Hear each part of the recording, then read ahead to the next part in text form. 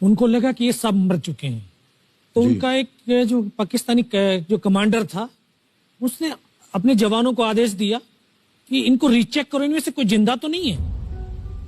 तो उनके पाकिस्तान के 2 सैनिक आए, आकर के हमारे जवानों के शरीर के अंदर गोलियां दागने लगे।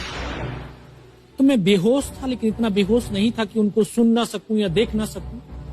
तो जब मेरे सामने वाले साथी को जो सीने में आकर 4-4, 5-5 जो राउंड के ब्रस्ट मारे, डेड बॉडी ऐसे उछलती थी ऊपर की तरफ, सामने वाले को मारा, बगल वाले को मारा, मैं भी इस तरह से ऐसे पड़ा हुआ था। उसने फर्स्ट में यहां पर ब्रस्ट मारा, फिर मेरे पैर में 2 जगह पे मारा। उसको मैं देख रहा हूं कि धुआं निकल रहा है, लेकिन उस गोली की पीड़ा को चुपचाप पड़ा सहता रहा और उनको यकीन हो गया कि इनमें से कोई जिंदा नहीं। फिर बहुत गालियां दी, बूट की ठोकरें मारी।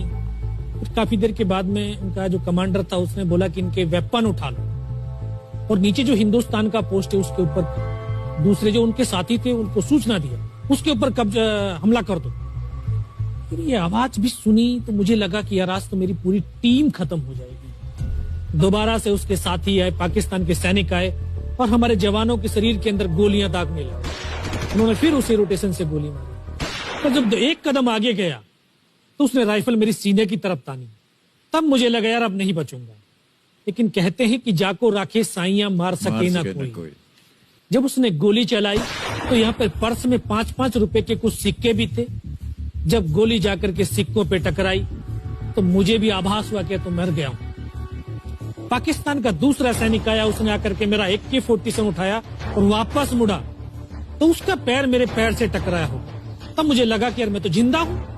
तब मेरे पास एक हैंड ग्रेनेड था, मैंने उसको पिन निकाली और उसके ऊपर ऐसे फेंका तो कोट के अंदर हुड लगे हुए, हुड के अंदर वो गिरा जी। उसने तुरंत पीछे की तरफ मुड़ के देखा, पीछे तो कोई मूवमेंट था नहीं।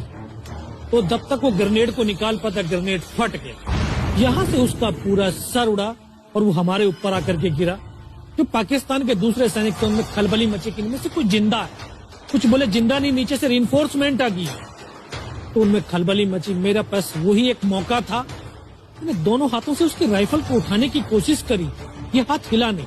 एक हाथ से राइफल उठाई, वहां से ब्रस्ट फायरिंग किया, 4-5 पाकिस्तानी सैनिकों को मौत की नींद सुला दिया। फिर बाएं हाथ से पलटा खाया, दूसरे पत्थर से 3-4 जगह से फायरिंग किया। तो जो उनका मोमेंटम था, जो हौसले थे, परस्त हो चुके थे, वो भाग खड़े।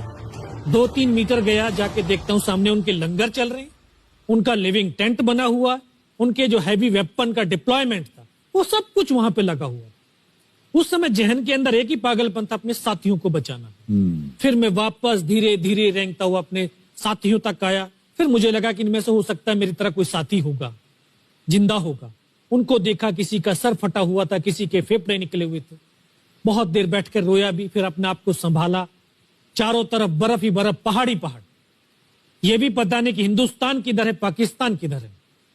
2.5 साल की सर्विस, 19 साल की उम्र, न उम्र का तजुर्बा न सर्विस का अनुभव। जाऊं तो जाऊं कहां। मैं बहुत 500 मीटर लगभग नीचे रोल करता हुआ आया और अपने साथियों जो नहीं चढ़ पा रहे थे दुश्मन की भारी फायरिंग की वजह से, वहां तक पहुंचा। फिर उन्होंने मुझे पकड़ा, वो फर्स्ट एड दिया। फिर वहां से जो हमारे commanding officer colonel Kushal Chand Thakur, फिर उनको सूचना दिया। तो ये लगभग 1:30-2 बजे का समय था। वहां से फिर कमांडिंग ऑफिसर तक मुझे ले जाया गया। फर्स्ट एड तो हुआ, लेकिन ब्लड इतना निकल चुका था कि दिखाई देना बिल्कुल बंद हो गया था। जब उनके पास पहुंचा तो उन्होंने बोला, बेटा मेरे को पहचानता मैं कौन हूं? बस अब आवाज सुनाई दे रही है। बोला, मैं तेरा commanding officer colonel Kushal Chand Thakur. मैं, जय हिंद साहब। बहुत तेज सर्दी लग रही है।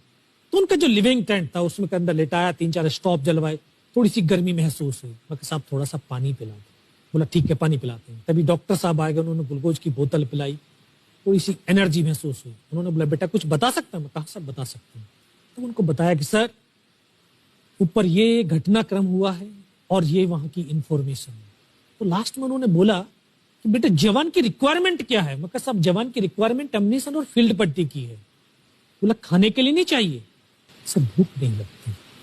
बस इतना कहते कहते तभी डॉक्टर ने कौन सा इंजेक्शन लगाया, फिर मुझे पता नहीं कहां पर हूं। फिर होश आया 3 दिन बाद, देखा ऊपर पंखा चल रहा है। पता चला कि 92 बेस हॉस्पिटल श्रीनगर, और वहीं से मुझे बेस हॉस्पिटल दिल्ली रेफर कर दिया और 16 महीने तक उस हॉस्पिटल में मैं रहा। 16 महीने तक आपका इलाज चलता रहा? जी। और वहीं पर हॉस्पिटल में ही मुझे पता चला कि 15 अगस्त 1999 को जब ये परमवीर चक्र का जो अनाउंसमेंट हुआ, तो वो वहां पर ही मुझे पता चला। सर